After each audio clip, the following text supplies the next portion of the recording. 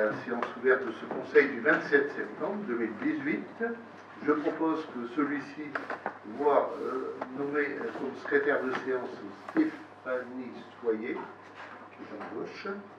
Et immédiatement, je vous invite à le manifester en levant la main. Celles et ceux qui sont pour que Stéphanie assure le secrétariat de séance. Je vous remercie. Avis contraire, abstention.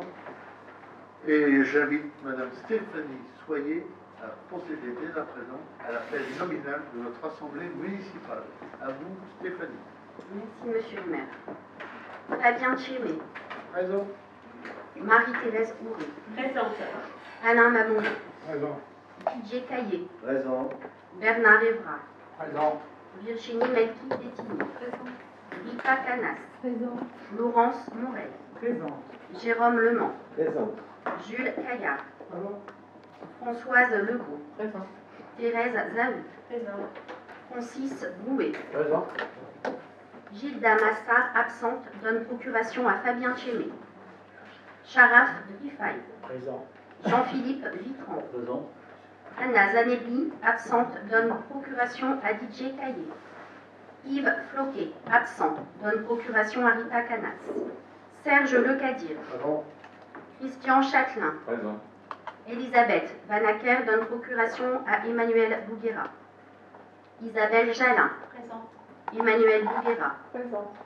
Stéphanie Soyer. Présent. Christian Anquet, absent, donne procuration à Bernard Evra. Carlo Di Marcantonio. Présent. Audrey Lyon. Présente. Patrick Lemaire. Présent. Denis Degan, absent, donne procuration à Jean-Noël Verfailly. Jeanne-Marie Binot. Présent. Céline Tatel-Thuin. Présente. Asia Constanzo, absente, donne procuration à Jeanne-Marie Binot. Jean-Noël Verfailly. Présent. L'appel est terminé, monsieur le maire. Merci à vous, Madame Soyer. Et je passe à l'approbation du compte-rendu du Conseil municipal dernier du 20 juin 2018. Y a-t-il des demandes d'intervention? Sinon, je propose de le passer aux voix. C'est ceux qui sont pour le manifeste en levant la main. Avis contraire, abstention. Et j'en viens à mon propos liminaire. Mesdames, Messieurs, chers collègues, vous comprenez bien que je ne pouvais débuter mon propos sans évoquer la récente disparition de Fernand Lecoeuvre. Élu municipal dès 1983, M. Lecoeuvre fut premier adjoint de 1989 à 2008, à l'époque où notre ville était présidée par M. Philippe Duet. Et comme j'ai eu l'occasion de le rappeler, même si nous avions l'un et l'autre des convictions différentes, nous nous sommes cependant toujours retrouvés dans l'intérêt général de la population. De même, M. Lecoeuvre a joué un rôle important dans l'aménagement du territoire, la vie municipale, et en ces douloureux moments, toutes mes pensées, toutes nos pensées vont bien entendu vers son épouse, vers son fils et l'ensemble de la famille, ainsi de M. Lecoeuvre. Dès à présent, je reviendrai rapidement sur le bel été que nous avons passé à Marly, avec en outre les festivités du 13 juillet, plus de 10 000 personnes sur la place Gabriel-Péry, et l'affluence à notre traditionnelle braderie brocante, avec le succès rencontré par les accueils de loisirs. Plus de 850 enfants et adolescents ont ainsi bénéficié des structures et animations mises en place à leur intention en juillet et en août, et ont profité ainsi de sorties et autres séjours de qualité. J'ai d'ailleurs eu l'occasion récemment de remercier les équipes du pôle des politiques éducatives pour l'excellent travail réalisé, y compris en cette rentrée, au niveau des inscriptions aux services péri- et extrascolaires. Depuis la fin du mois d'août, enfin, nous avons déjà vécu de beaux moments, comme le match de basket de Nain-Orchy, où 700 personnes étaient présentes au sein du stade de Neyer, salle Raymond Dumont, le 29 août dernier, qui a vu également la mise à l'honneur de notre ancien directeur des sports, Jeunesse Association, Jean-Marie Bolleduc, récipiendaire à cette occasion de la médaille de la jeunesse, des sports et de l'engagement associatif. Ou bien encore le concert événement de la rentrée à Balive le 7 septembre, qui a rempli la salle des fêtes et créé une ambiance à nul autre pareil. Le samedi 15 septembre, nous avons fêté les 50 ans du Centre social des Floralies. La ville était partenaire de cette opération qui s'est traduite, là aussi, par une journée d'animation en direction des habitants et s'est conclue en soirée par un concert avec Lily White. Le succès fut, dans le même temps, également au rendez-vous de la pièce Théâtre Patoisant, une salade imaginaire, accueillie le 16 septembre dans le cadre des Journées du patrimoine et qui a séduit près de 150 personnes au sein de notre salle des fêtes toujours. Je dirai un mot également de la rentrée de nos clubs de pétanque, la pétanque de Marly et la boule d'acier. Les deux associations ont organisé leur concours du maire et de la municipalité le samedi 9 septembre. D'un côté au boulodrome Le Cadir et l'autre au terrain de l'Archevêché et a réuni près de 120 participants sur les deux manifestations. Sur le front de la rentrée sociale, j'ai eu, comme vous avez pu le constater, en prendre connaissance, l'occasion de soutenir les sapeurs-pompiers du Valenciennois lors de leur manifestation du 15 septembre dernier. En effet, nos soldats du feu manifestaient pour dénoncer un manque d'effectifs et de moyens préjudiciables à leur mission de défense et de sécurité des biens et des personnes. Quelques jours plus tard, nous nous sommes fait ainsi l'écho du combat des salariés de l'Aciérie Saint-Saulve, à Scoval, sans oublier, comme on dit, Vallourec. L'entreprise a été placée en redressement judiciaire le 10 janvier dernier, pour mémoire, et ce pour une période de continuation destinée à prendre fin le 28 novembre prochain au plus tard. Mardi à Paris, les représentants syndicaux d'Ascoval ont reçu le soutien de l'État par la voix du ministre de l'économie, Bruno Le Maire, lequel a annoncé qu'il se donnait 5 semaines pour sauver l'Aciérie en travaillant sur leur seul plan de reprise d'Altifort. Ce ne sera pas facile, a prévenu Bruno Le Maire. En attendant, les élus du Valenciennois, dans leur diversité, restent ainsi mobilisés aux côtés des 280 salariés d'Ascoval et de leurs familles, et pour que perdure le savoir-faire français en matière de production. Je tenais également à dire un mot du récent courrier adressé par Monsieur le Préfet délégué pour l'égalité des chances au président de notre communauté d'agglomération, maire de Valenciennes, et au maire de Marly, Condé-sur-Escaut et Anzin. L'Agence nationale, lui, de rénovation urbaine, l'ANRU, vient d'officialiser par écrit l'attribution de 21 200 000 € sur une enveloppe globale de près de 100 millions d'euros pour la rénovation urbaine du quartier de la Croix. C'est bien entendu l'enveloppe qui équivaut à l'ANRU. À cela s'ajouteront les crédits de main des bailleurs de la région, de l'agglo et bien entendu notre ville de Marly. Pour mémoire, le nouveau programme national de rénovation urbaine prévoit à Marly la démolition-reconstruction ainsi que la requalification de plusieurs centaines de logements, la création d'une zone de développement économique de 4 hectares et la construction d'une nouvelle école de 500 élèves avec un restaurant scolaire. 500 élèves. J'en terminerai avec l'annonce des prochains temps forts. Ce samedi, le forum des associations, donc le 29 septembre, de 10h à 18h, salle Schumann, en présence d'une cinquantaine d'associations marlysiennes. Le congrès ce dimanche du 43e régiment d'infanterie, et donc ce dimanche 30 septembre, au sein de notre salle des fêtes, dont le point d'orgue sera sans conteste le concert de musique militaire donné à la salle des fêtes dès 11h. Alors, place à présent à notre ordre du jour, en remerciant les services de la ville, le milieu associatif pour l'investissement qui était le sien et pour contribuer au succès de toutes ces manifestations que nous avons connues ces derniers temps.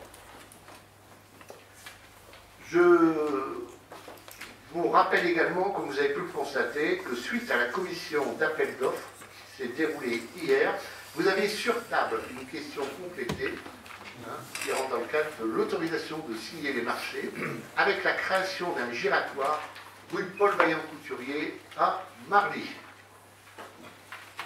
Alors, première question d'importance.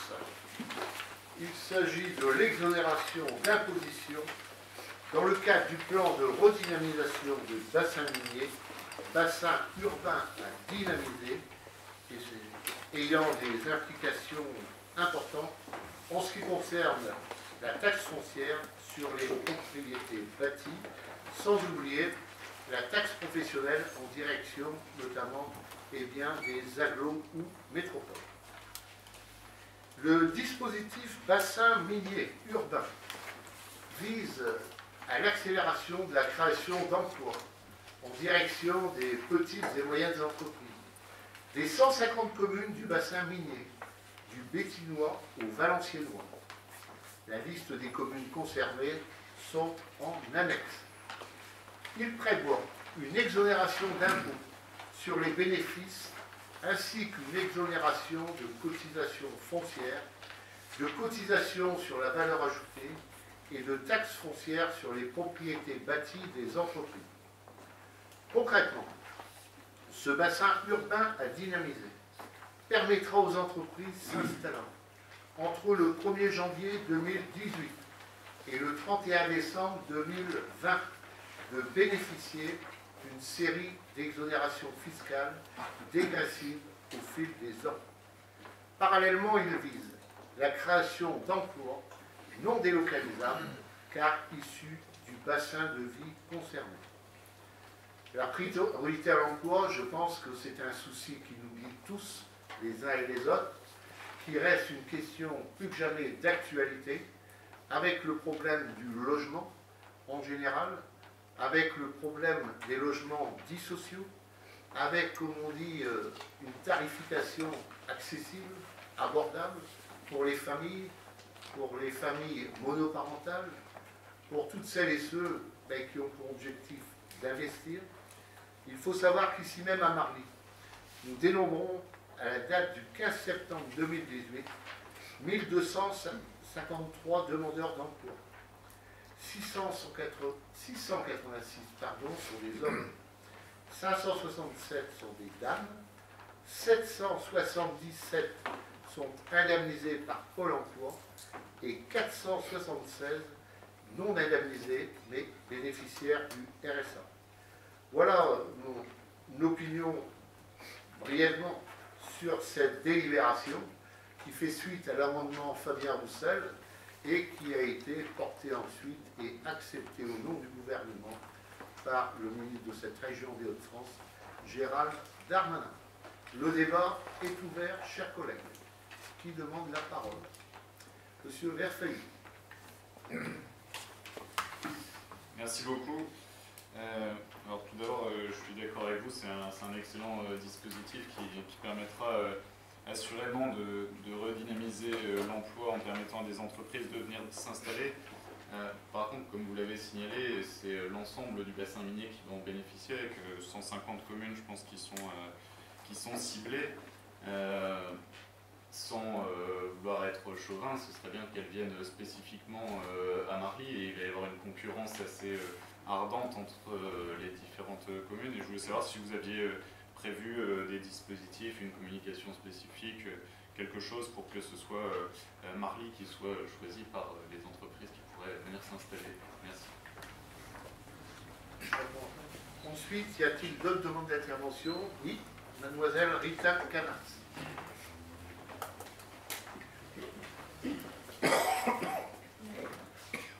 Merci, monsieur le maire. Alors, le groupe des élus socialistes va voter contre cette délibération. Alors, pour les motifs suivants, enquête après enquête, des études ont bien démontré que le choix d'une entreprise pour s'implanter dans une zone d'activité commerciale ou sur un terrain d'une commune, c'est premièrement en termes d'infrastructure, qu'est-ce qui lui est offert, où il se trouve. Et je pense que les zones d'activité de Marly ont une proximité au niveau des infrastructures. En matière de services, quels sont les services qu'on lui offre au niveau des salariés, des futurs salariés ou des salariés, si le cas échéant, elle en a déjà, et pour elle. Et le taux de la taxe professionnelle ou le taux de la taxe foncière vient bien l'an dernier dans ces choses. Aujourd'hui, on présente une délibération où, d'une part, on parle d'exonération de la taxe professionnelle qui est supportée et qui est collectée par l'ancienne métropole. Donc, acte. Si la taxe professionnelle augmente, je pense, ne pas me tromper, la compensation qui est versée à la commune ne change pas, elle ne progresse pas. D'accord ? Et d'une autre part, on nous parle dans cette délibération d'une exonération de la taxe foncière du bâti. Donc c'est la commune qui supporte l'effort. Et donc, vous l'avez bien précisé, donc ce sont pour des entreprises qui s'implantent entre 2018 et 2020 avec une exonération pour plus de 7 ans. Pendant 7 ans, la commune ne collecte pas de recettes fiscales en la matière. Et donc, l'exercice budgétaire, on en a déjà parlé, est quand même, comme toute collectivité, mais il est particulièrement difficile. Outre l'exonération demain de la taxe d'habitation, avec des compensations de l'État qui sont plus ou moins précises, là on a un deuxième sacrifice à faire. Prendre une décision pareille, c'est pas dire qu'on est contre l'emploi. C'est vrai qu'il y a un taux de chômage, et M. Lebert, vous l'avez illustré, un taux de chômage qui est constant, et qui est même assez préoccupant. Mais lui, travailler et favoriser de l'emploi dans la commune, ben, c'est pas uniquement, et c'est pas par ça qu'on pourrait passer. Nous pensons que c'est plus une question de formation, c'est le problème prégnant de toute la région Hauts-de-France, essayer aussi par des politiques d'insertion plus audacieuses qui pourraient être menées en collaboration avec le département au niveau du CCAS. Le budget de la ville, nous considérons qu'il ne peut pas faire l'économie d'avoir ce type de recettes chaque année, et donc le sacrifice est trop grand. Et d'autant plus que c'est l'État. Alors la décision, elle paraît très intéressante, mais l'État propose une disposition. L'amendement Roussel, on peut comprendre toute la philosophie qui est derrière, mais en résultat, c'est la commune qui fait ce sacrifice. Et quelle est la contrepartie de l'État en la matière? Il n'y en a pas. Merci, madame. Merci. La parole à notre première adjointe, Marie-Thérèse Mouret-Ledroll. À toi, Marie-Thérèse. Oui, merci. Alors, moi, je voulais simplement dire qu'aujourd'hui, je ne parlerai pas, bien sûr, ça va donner une perte pour la commune si on a des entreprises qui s'installent. Aujourd'hui, on a des terrains vacants. Les entreprises sont tellement taxées, les petites entreprises, qu'ils ne viennent plus. Moi, je pense qu'aujourd'hui, on a quand même la possibilité d'avoir un petit point attractif à Marly pour faire venir de nouvelles entreprises, comme monsieur le maire l'a dit, des petites entreprises, puisque ce sont des entreprises de moins de 250 salariés, donc forcément des petites, et que ces entreprises-là, peut-être qu'en ayant ce petit point d'attractivité, vont enfin s'installer sur nos terrains qui sont vacants à Marly. Et moi, je reviens toujours sur le problème de tous ces demandeurs d'emploi. Et je me dis qu'en compensation, il y aura quand même la nécessité d'embaucher les gens du territoire. Je crois que c'est quand même une chose importante. Et pour tout ça, je pense qu'on devrait se donner la main et voter pour ce point à l'ordre du jour, afin de penser aussi à tous ceux qui n'ont pas de travail. Et je pense que ça nous amènera peut-être quelque chose quand même, parce que moi je travaille au niveau du CCAS, je me rends compte que de plus en plus on a des personnes en difficulté, et mon plaisir serait de voir ces gens-là commencer enfin à pouvoir avoir une vie décente. Merci, monsieur le maire. Oui. En seconde. Oui. Oui, ce que je voulais dire, monsieur le maire, c'est qu'on peut se poser quand même une question. C'est vrai qu'il y a beaucoup de terrain libre à Marly. Mais lorsqu'on regarde toutes les communes aux alentours, si elles sont saturées de terrain, ça veut dire que les activités commerciales et économiques, s'installe dans ces communes-là. Il suffit de regarder à Valenciennes, il n'y a plus de place, à Aulnois, il n'y a pratiquement plus de place. Tous les jours, il y a des nouvelles sociétés qui s'installent. Il y a tout comme Arly, il n'y a personne. Donc, si en supplément, il faut encore une fois faire détaxer et éviter et se priver de nouvelles ressources, monsieur le maire. Je vous écoute. Oui, bah écoutez, monsieur le maire, on peut se poser légitimement cette question. Pourquoi autant de terrain libre à Marly et pourquoi toutes les communes environnantes, elles sont saturées en demandes économiques et commerciales? Voilà, monsieur le maire. C'est pour ça que le groupe socialiste va voter contre. Et j'espère que c'est le groupe socialiste qui vote contre, hein, monsieur le maire. D'accord? Ceux qui seront tentés de faire autrement, ils prendront la responsabilité. Bien. Jérôme Léman. Voilà, donc du coup, je vais prendre ma responsabilité. Je pense que quand on évoque les critères d'attractivité d'un territoire, et effectivement, la CANAS a évoqué un certain nombre de critères et dit que le critère du taux vient en dernier. Mais là, en fait, on est sur un territoire même qui est relativement, où les communes concernées sont relativement, on va dire, dans le même bateau. C'est-à-dire que si on est sur le territoire parisien, et je disais tout à l'heure qu'il y a effectivement des entreprises spécifiques qui préfèrent s'installer sur la région parisienne ou la région lilloise et payer à plein parce qu'elles ont intérêt par rapport à la clientèle, par rapport à un certain nombre de critères. Là, je suis d'accord. Là, en l'occurrence, on est tous sur le même pied, on va dire, d'égalité ou d'inégalité, si je puis dire. Et auquel cas, cette question de taux et d'exonération de taux devient pour moi primordiale. Et de toute façon, c'est très clair. Les communes, et j'ai le nom de deux communes, là, pour le coup, qui ont a priori refusé de voter, c'est Kerbrochin et Aulnois, je pense. Aulnois, qui sont effectivement remplis apparemment d'entreprises, donc c'est sympa. C'est sympa. Et non, c'était seulement en fait, oui, mais à un moment, si nous on le fait pas, on est sur un territoire encore une fois pas trop de différence. Je vois pas en fait en quoi si Aulnois n'exonère pas. Pourquoi on irait sur Aulnois? Parce qu'ils sont plus attractifs par rapport aux critères qui sont autres que le taux d'exonération de charge. Le taux d'exonération de charge est chez nous, pour moi, un élément qui doit aussi permettre aux entreprises de faire leur choix. En plus, on parle bien de PME. Si sur nos territoires, on a des grandes entreprises de plus de 250 000 emplois, en fait, qui s'installent, ces entreprises ne seront pas exonérées. Elles sont peut-être aidées, parce que de toute façon, les entreprises demandent d'être aidées, même les grosses entreprises. Donc de toute façon, à un moment donné, on finit toujours par payer. Ça me paraît évident. Voilà, donc je crois qu'aussi il faut avoir une réflexion globale. On parle de Marly, évidemment, mais il faut aussi avoir une réflexion d'agglo et d'arrondissement, et en l'occurrence, pas le sentiment que cette réflexion-là elle soit véritablement aboutie pour ceux qui ne veulent pas voter par principe, je ne dirais pas par idéologie. Merci. Je rappelle que dans le règlement, on a une intervention par groupe. Alors j'accorde pour une troisième intervention la parole à Rita Canas. Mais par principe, je voudrais bien qu'on respecte à un moment donné le règlement qui a été voté à l'unanimité de notre Assemblée. À vous, mademoiselle Canas. Monsieur le maire, je suis d'accord sur le règlement intérieur, mais en même temps, la richesse d'un conseil municipal, c'est qu'il y a un débat, et donc on peut le mettre. Et ce débat, il a même été en réunion du bureau municipal, et si j'ai bonne mémoire, il y avait aussi des opinions qui étaient divergentes. Donc c'est ça la richesse aussi du conseil municipal.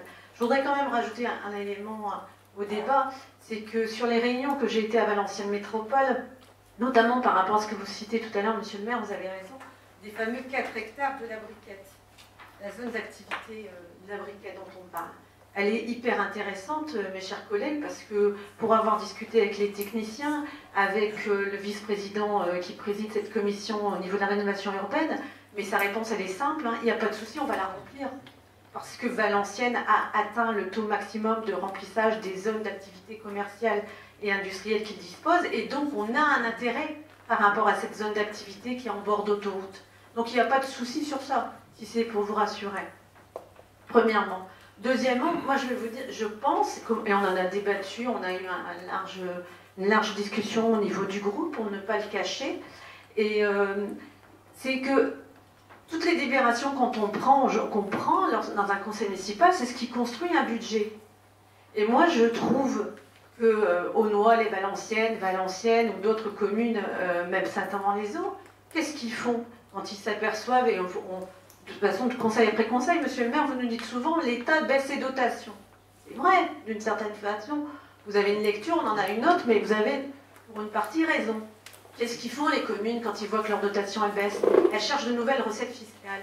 Et bien moi j'applaudis bien, même si j'ai des différences d'appréciation avec le président de Valenciennes Métropole, en tant que maire de Valenciennes, il fait son boulot, il cherche de nouvelles recettes fiscales. Et quand je rentre avenue Georges Pompidou et que je rentre sur Valenciennes et que je vois de droite à gauche toute cette zone d'activité commerciale remplie, il joue son bon boulot, il fait venir de nouvelles recettes fiscales pour son budget de demain. Et donc la proposition, la décision qui est prise, qui n'est pas dogmatique, qui n'est pas pour marquer une étape dans un conseil municipal, mais simplement des éléments de réflexion, c'est de dire que ces recettes fiscales, on ne peut pas en faire fi, on en a besoin chaque année pendant 7 ans. Et ces PME, elles viendront tout de même s'il n'y a pas ces exonérations.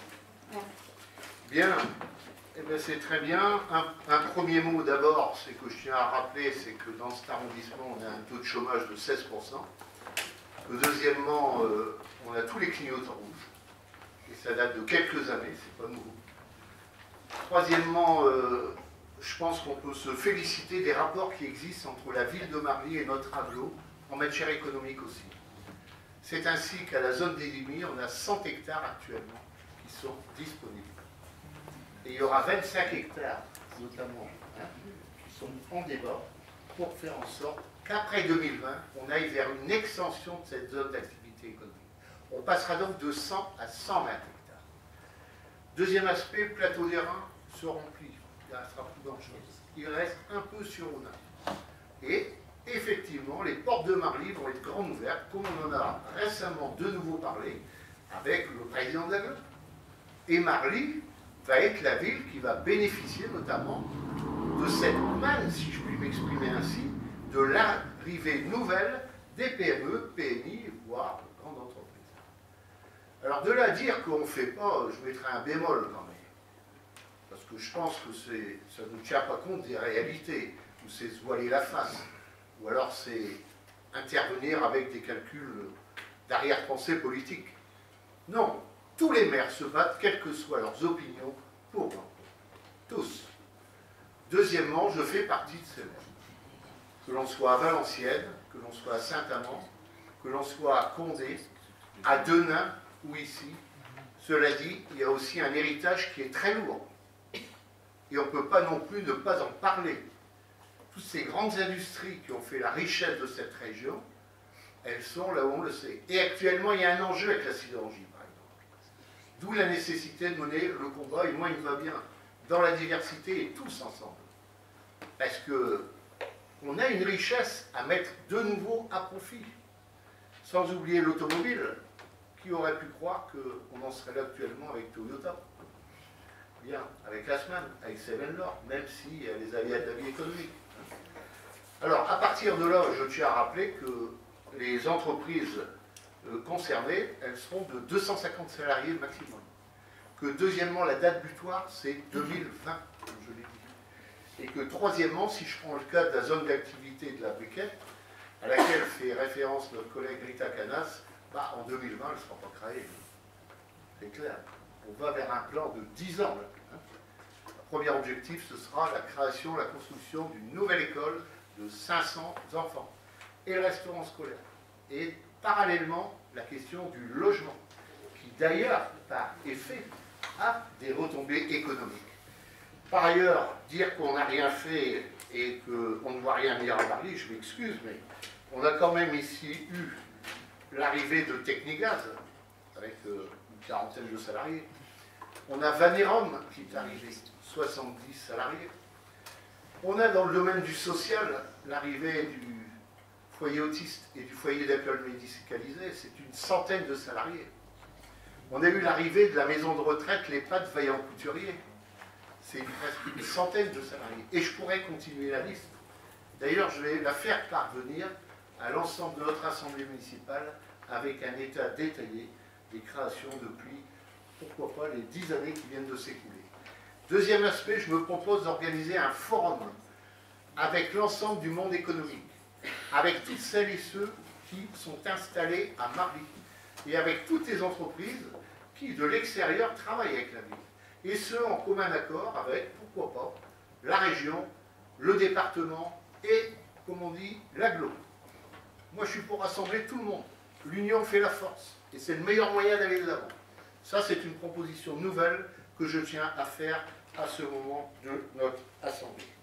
Enfin, que j'allais dire après, on pourra chipoter, bah oui, mais on n'aura pas assez d'argent.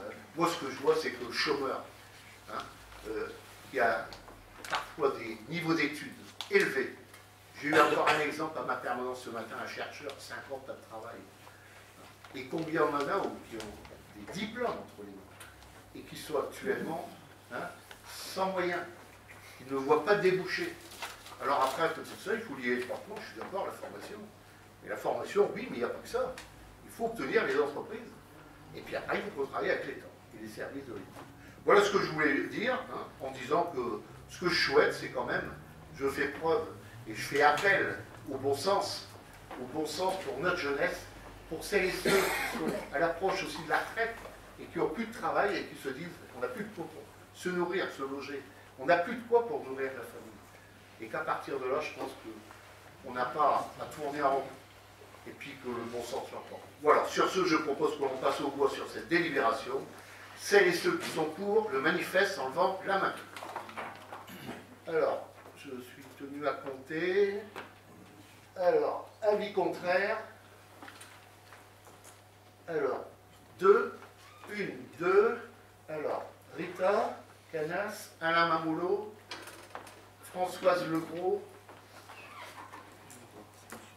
Monsieur Di Marcantonio et Madame Isabelle Jalin. Voilà, et la différence est... Et Monsieur Floquet, dont la procuration est entre les mains de Madame Rita Canas. Voilà, mais je pense que les choses sont claires. Je remercie le bon sens qui permet de faire passer cette délibération. Sur ce, je propose que nous passons ensuite à la délibération suivante qui va nous être présentée par notre première adjointe. Elle se rapporte au maintien de la garantie d'emprunt avec la société immobilière Grand Edo. Alors, Marie-Thérèse, en lieu et place de M. Didier Caillé. À vous, Madame la première adjointe. Merci, Monsieur le maire. Vu les articles L2252-1 et L2252-2 du Code général des collectivités territoriales, vu l'article 2298 du Code civil, le garant réitère sa garantie pour le remboursement de chaque ligne du prêt réaménagé, initialement contracté par l'emprunteur, auprès de la Caisse des dépôts et consignations, selon les conditions définies ci-dessous et référencées à l'annexe. Caractéristiques financières des lignes du prêt réaménagé. La garantie est accordée pour chaque ligne du prêt réaménagé à hauteur de la quotité indiquée à l'annexe précitée, et ce jusqu'au complet remboursement des sommes dues. En principal, majoré des intérêts, intérêts compensateurs ou différés, y compris toute commission, pénalité ou indemnité pouvant être due notamment en cas de remboursement anticipé ou les intérêts moratoires qu'il aurait encouru au titre du prêt réaménagé. Les nouvelles caractéristiques financières de l'un ou des lignes du prêt réaménagé sont indiquées pour chacune d'entre elles à l'annexe caractéristiques financières des lignes du prêt réaménagé qui fait partie intégrante de la présente délibération. Concernant là où les lignes du prêt réaménagé à taux révisable indexé sur le taux du livret A, le taux du livret A effectivement appliqué à la dite ligne du prêt réaménagé sera celui en vigueur à la date de valeur du réaménagement. Les caractéristiques financières modifiées s'appliquent à chaque ligne du prêt réaménagé référencé à l'annexe à compter de la date d'effet de l'avenant constatant le réaménagement, et ce jusqu'au complet remboursement des sommes dues. À titre indicatif, le taux du livret A au 8/6/2018 est de 0,75%. La garantie de la collectivité est accordée jusqu'au complet remboursement des sommes contractuelles dues par l'emprunteur, dont il ne serait pas acquitté à la date d'éligibilité. Sur notification de l'impayé par lettre simple de la Caisse des dépôts et consignations, le garant s'engage à se substituer à l'emprunteur pour son paiement en renonçant au bénéfice de discussion et sans jamais opposer le défaut de ressources nécessaires à ce règlement. Le Conseil s'engage jusqu'au complet remboursement des sommes contractuellement dues à libérer, en cas de besoin, des ressources suffisantes pour en couvrir les charges. Il est donc procédé au Conseil municipal d'autoriser le maintien des garanties accordées à la société immobilière Grand Hainaut. Voilà, monsieur le maire. Merci, Madame Ouvrel-Leroy. Y a-t-il des demandes d'intervention sur cette délibération? Non. Alors, celles et ceux qui sont pour le manifeste en levant la main. Avis contraire, abstention à l'unanimité.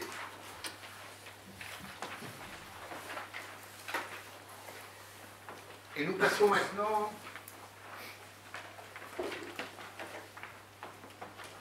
avec une délibération qui sollicite le fonds de concours auprès de notre communauté d'agglomération Valenciennes Métropole se rapportant au groupe scolaire Marie Curie.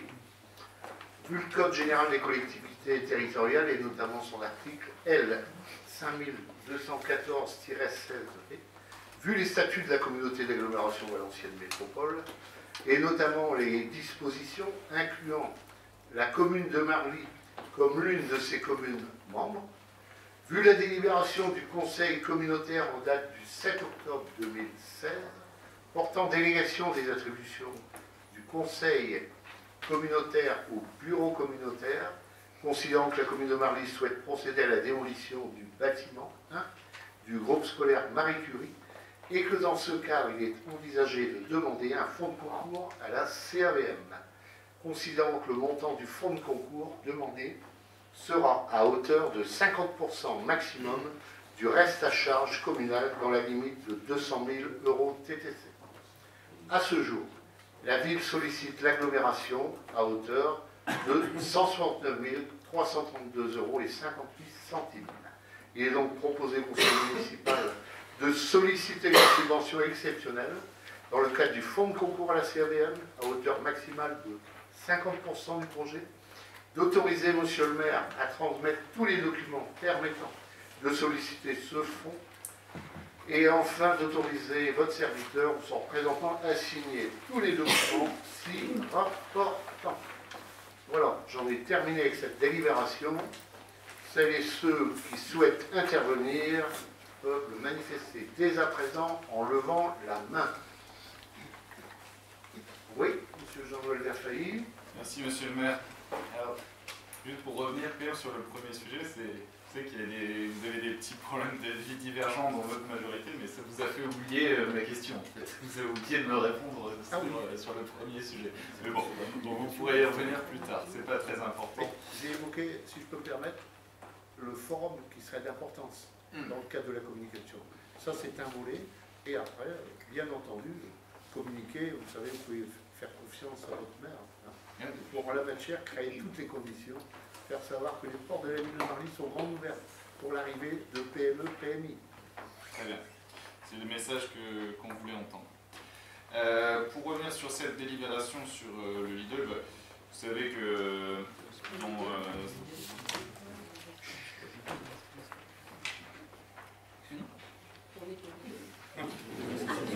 pardon. On est au restaurant scolaire. aussi. C'est le fond de concours. Pardon, excusez-moi. En fait, c'est surprenant, c'est que c'est les socialistes qui ne sont pas d'accord avec vous, et moi qui suis toujours d'accord avec vous. Là, c'est le monde à l'envers ce soir. Donc, bien sûr, le fonds de concours, c'est là, je ne fais pas dire, j'ai fait suffisamment justement de communication également sur le sujet pour l'appeler de mes voeux. Donc, très bonne nouvelle pour la commune.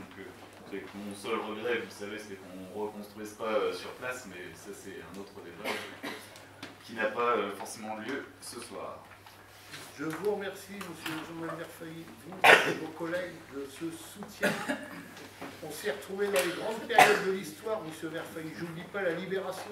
Et on a fait un bon travail avec le général de Gaulle. C'est ce que je me Ça, faisais comme nous, les réflexion. jeunes générations, La première délibération. On n'oublie pas, nous, les jeunes générations. Alors, on passe au voix sur ce projet de délibération. Donc, il invite l'aglo, on sollicite l'aglo à hauteur de 50%. Celles et ceux qui sont pour solliciter notre aglo, pour ce restaurant scolaire, merci, font le concours. Avis contraire. Alain, t'es d'accord? Alain est d'accord. Alors, unanimité sur ce dossier. Et nous passons ensuite à l'autorisation de signer les marchés, création d'un giratoire, rue Paul Vaillant Couturier, en liaison bien entendu avec le Lidl. Comme chacun le sait, c'est un projet avec le magasin, le giratoire, eh bien, qui va notamment se chiffrer à 3,5 millions d'euros. Et pour le giratoire, à près de 200 000 euros. Et celui-ci sera, comme on dit, pris en charge par Lidl. Alors, l'ordonnance numéro 2005-645 du 6 juin 2005 a assoupli la règle posée par la circulaire du 10 juin 2004 sur les modalités d'autorisation du maire à signer les marchés pour les procédures supérieures à 193 000 euros hors taxe. Avant l'engagement, ça nécessite, notamment dans le cadre de l'ordonnance susvisée, celle-ci donne la possibilité de prendre la délibération avant l'engagement de la procédure de passation du marché ou, une fois connue, l'identité de l'attributaire et le montant du marché. La loi du 17 février 2009 pour l'accélération des programmes de construction et d'investissement publics et privés supprime le seuil légal des 193 000 euros hors taxe. Toutefois, par délibération, en date du 29 octobre 2015, le Conseil municipal a souhaité conserver le seuil européen fixé pour les marchés de fourniture courante et services, soit 221 000 euros hors taxe à ce jour, au-delà duquel il reste compétent. De même, le Conseil municipal se prononce sur les avenants de ces mêmes procédures lorsque l'augmentation dépasse 5% du montant du marché initial. Marché de réfection de voirie, création d'un giratoire, donc rue Paul Vaillant Couturier à Marly. Le présent marché est composé d'un lot unique. La procédure utilisée est la procédure adaptée conformément à l'article 27 du décret 2016-360 relatif au marché public. La maîtrise d'œuvre est assurée par le bureau d'études BERIM situé à Douai. La commission technique d'appel d'offres qui s'est réunie le 26 septembre 2018 a jugé économiquement la plus avantageuse l'offre de la société Eiffage TP, située à Denain, pour un montant de 164 350 euros et 93 centimes, soit 197 221 euros et 11 centimes TPC. La durée du marché est fixée selon les modalités suivantes. Le délai d'exécution maximum des travaux est fixé à 20 jours ou moins, à compter de la date mentionnée sur l'ordre de service de commencement des travaux, auquel est ajouté un délai de préparation de chantier de 15 jours ouvrés maximum. Il est donc proposé à notre Assemblée municipale d'autoriser M. le maire ou M. Caillé, adjoint aux finances, en cas d'empêchement de M. le maire, eh bien, à signer les marchés précités, les marchés complémentaires en cas de circonstances imprévues et tout document à venir avec l'entreprise attributaire du marché repris ci-dessous. D'imputer enfin les dépenses au compte correspondant dans la limite du budget voté. J'en ai terminé avec la présentation de cette délibération. Qui demande la parole? Monsieur Jean-Noël Verfailly. Je suis persuadé que nous allons nous retrouver de nouveau. Ah, quelle tristesse.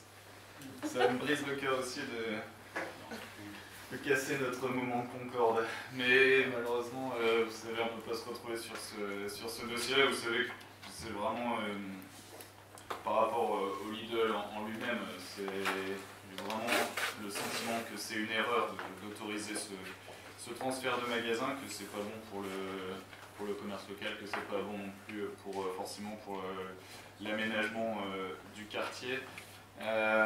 Pour revenir sur le rond-point en lui-même, je voulais savoir s'il y avait eu une étude de circulation qui avait été faite, parce que je n'avais pas vu de traces, et quand même ça va modifier la circulation assez fortement sur un endroit qui est très passant. Ça va impacter notamment la commune d'Aulnoy. Je sais que le maire d'Aulnoy n'est pas vraiment ravi du déménagement du Lidl, de la création du rond-point. Et pas vraiment ravi, c'est plus qu'un euphémisme. Et autre chose, quand on en a parlé au dernier conseil municipal, vous m'aviez dit que vous étudieriez la possibilité de créer une bretelle du rond-point qui desservirait le cabinet médical. Et j'ai pas vu que ça a été dans les options proposées sur l'appel d'offres ou ce genre de choses. Donc, vous ne l'avez pas chiffré du tout, en fait, cette possibilité-là. Bien. D'autres interventions? Monsieur Bernard Thévard.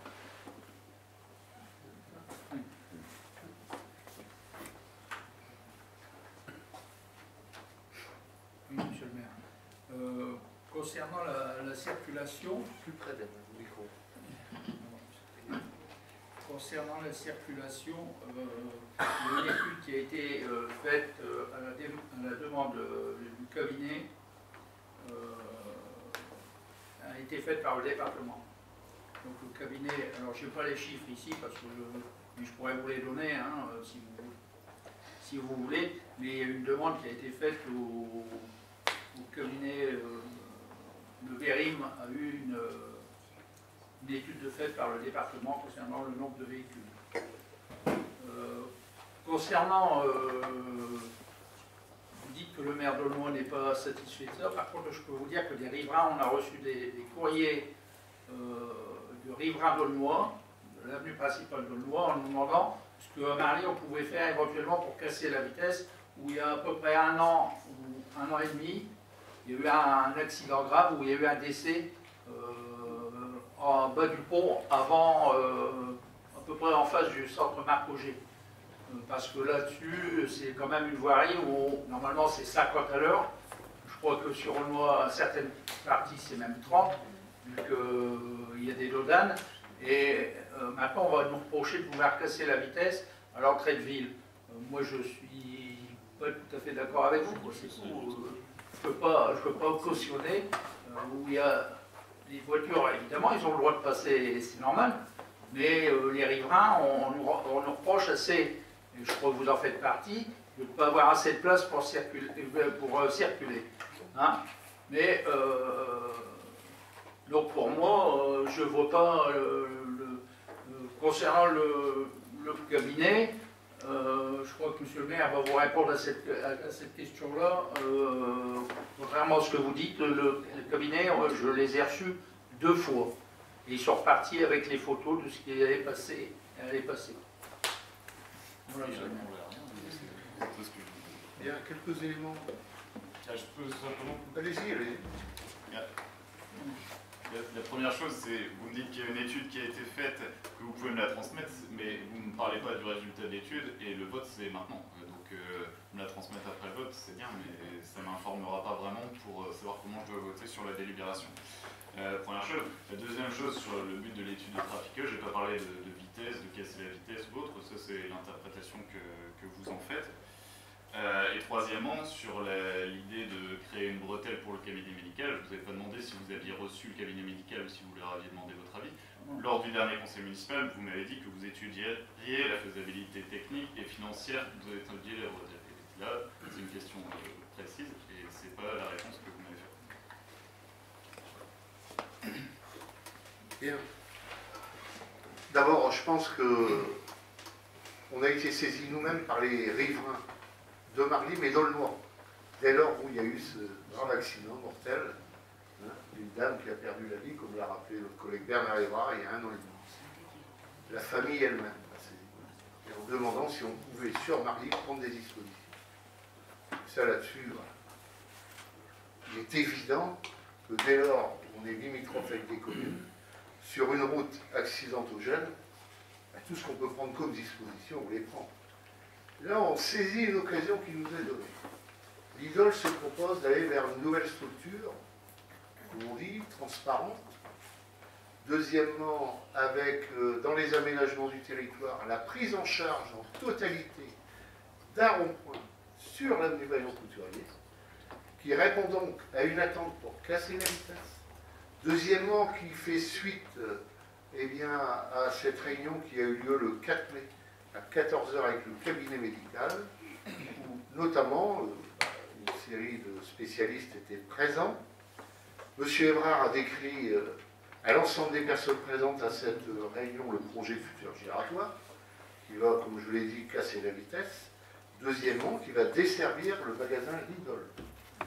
Troisièmement, les riverains pensaient que ce giratoire se situerait eh bien, au droit de l'entrée de la contre-allée. Or, il s'avère que celui-ci se trouve implanté plus haut vers le pont qui enjambe l'autoroute. La création donc, de ce giratoire ne va pas impacter, comme on dit, la contre-allée, ce qui satisfait les praticiens qui d'ailleurs prennent en photo les plans de manière à les montrer à leurs collègues. Ils indiquent à M. Evrard que des problématiques de stationnement subsistent, notamment par la présence, chacun le sait, du centre de formation des apprentis, où, à la question des voitures, eh bien, inonde tout ce secteur. En premier lieu sur Marly, parce qu'il y a de la place, et deuxièmement après sur Rouge. Alors notre collègue aux travaux indique qu'au moment de la réalisation des travaux du giratoire, les praticiens seront de nouveau consultés par le bureau de maîtrise d'œuvre et l'entreprise adjudicatrice, et qu'en parallèle, une étude sur le stationnement sera lancée conjointement entre les services techniques et notre police municipale de Marly.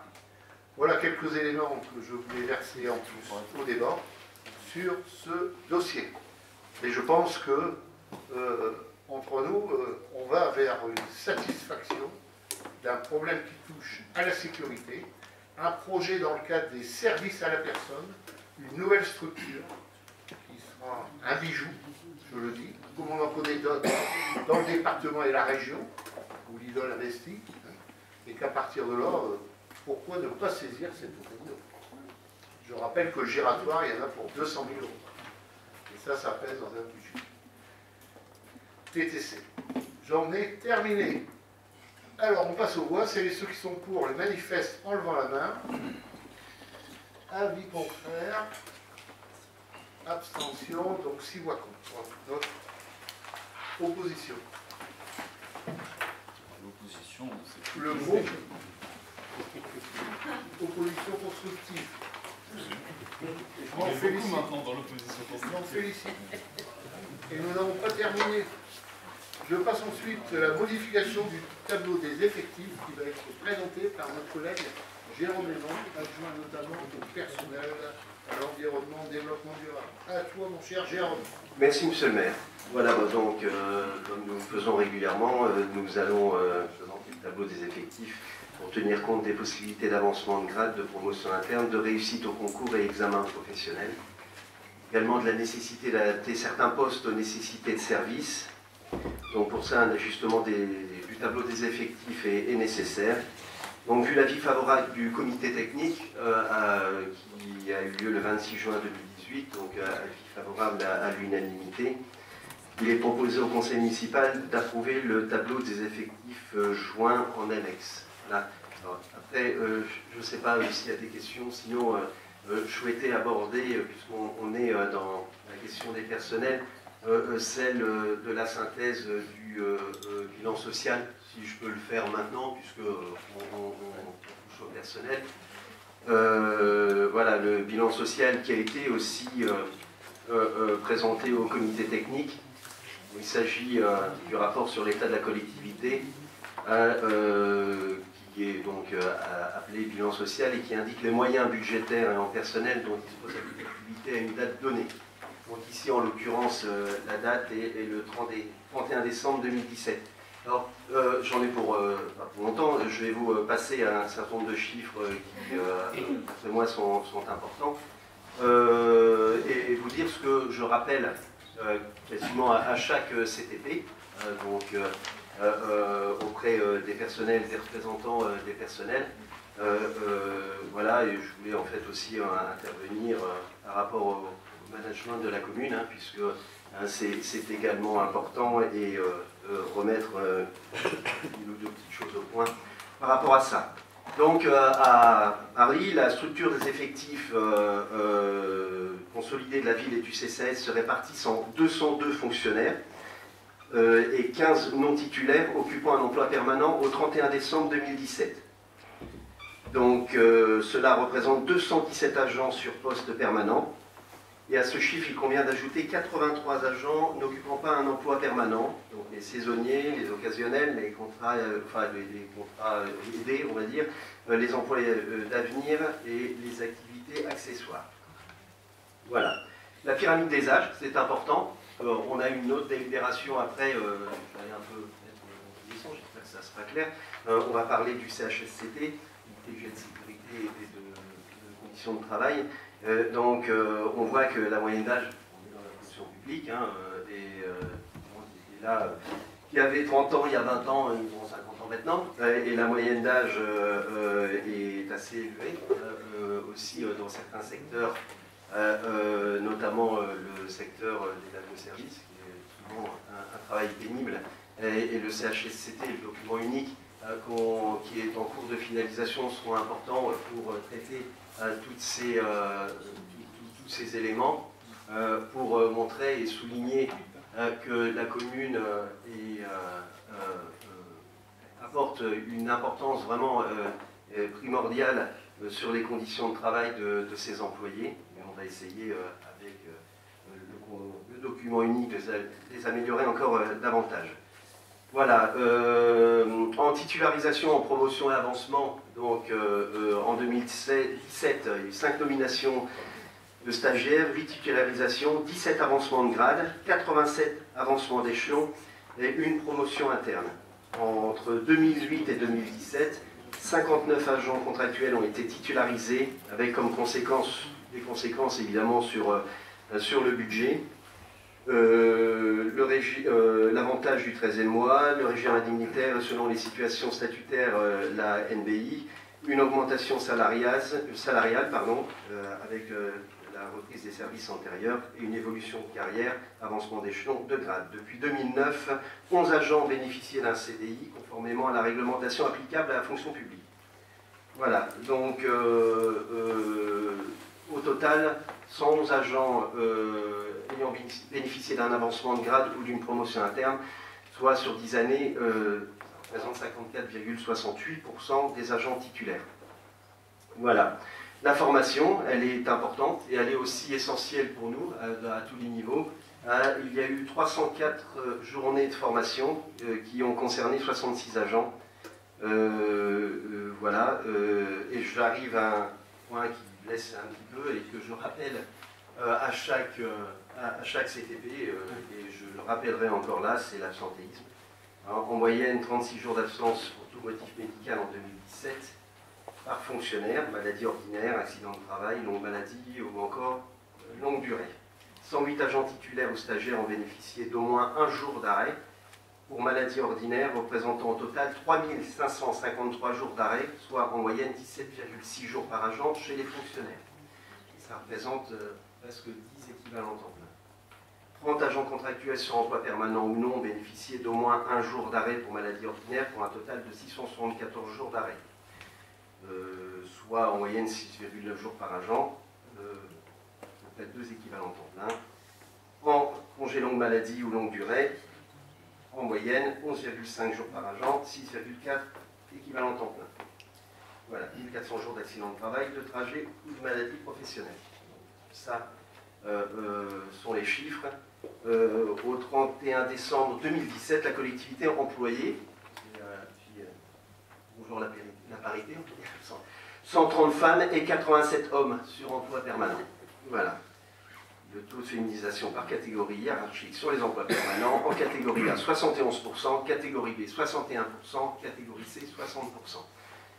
Voilà, et je voulais donc revenir, les questions de personnel sont importantes, vous avez vu les arrêts de travail. Je continue à dire, et malgré tout, les syndicats ont voté pour à l'unanimité pour le bilan social. Ça ne m'a pas empêché en fait de dire que les absences, concernant les absences, les abus se poursuivent. J'avais donné un chiffre la dernière fois, je voudrais pas en fait encore donner un chiffre plus important, mais j'en aurais vraiment envie. Et j'ai entendu, c'est par là, que le management, eu égard à tout cela, est remis en cause. Alors ça, je ne peux pas accepter, parce que nous avons des responsables de pôle qui sont au fait de l'intérêt de la collectivité, qui sont aussi et encore plus sensibles que moi à cette situation, parce qu'il faut qu'ils gèrent, il faut qu'ils organisent. En gérant, en organisant de manière innovante, ils changent effectivement des habitudes dans les services. C'est pas facile de changer les habitudes, et c'est pas facile aussi pour certains de devoir les respecter et respecter les règles.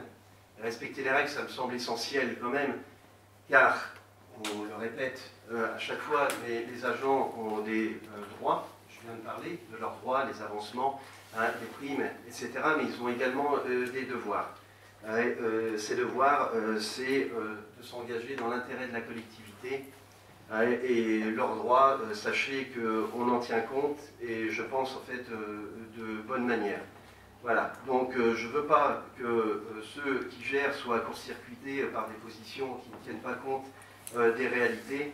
Et voilà, ces réalités-là, je les connais, on y travaille avec les responsables, on sait que ce n'est pas facile, on va essayer de trouver des solutions peut-être pour motiver les gens, mais on est dans la fonction publique territoriale. Alors, je le dis tout à l'heure, je ne vais pas jouer mon Macron, au contraire, en disant qu'il est facile et qu'il suffit de traverser la rue pour trouver un emploi. Non, je ne pense pas. Je pense qu'il est extrêmement difficile de trouver un emploi et de trouver un emploi pérenne.